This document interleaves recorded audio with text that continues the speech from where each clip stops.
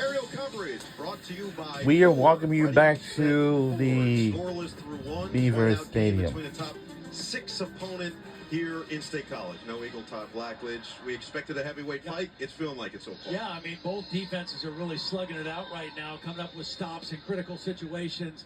Big 3rd and 8 right now for Penn State. And this has been an area through the first 3 games they have not been particularly efficient. Haven't been good on 3rd downs, red zone touchdowns, or creating explosive plays. Big 3rd down play right here. We've had a topsy-turvy start to this game. Let's check in with KT with an update. Well, the good news is that right guard Anthony Donko went into the medical tent for about 5.5 minutes and was being worked on there. He came out, he put his helmet on, he was testing things out on the sideline with his trainer, and he's now back in the huddle with the offensive line. Of note, he did have season-ending injury on a right leg last year, so we'll keep an eye on that, guys, as we progress.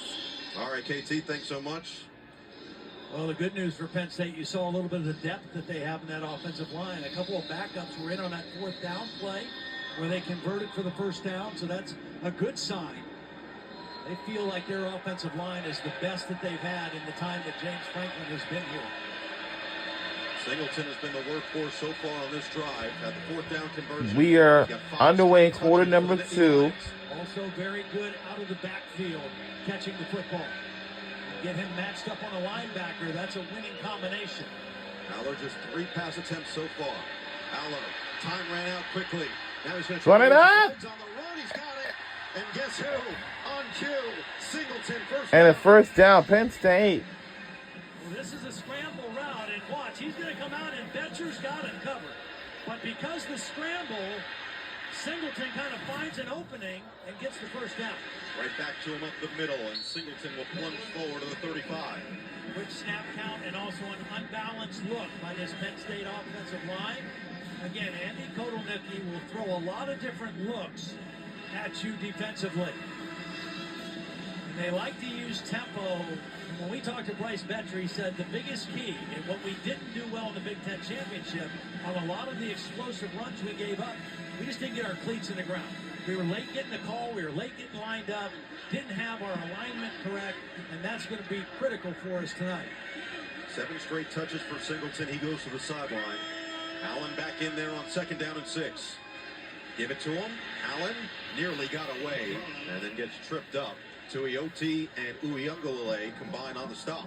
Last year, and here we go tempo again, almost 300 yards, and they averaged over 8 yards a carry running the football against this Duck defense. 10th play of the drive is play action for Aller.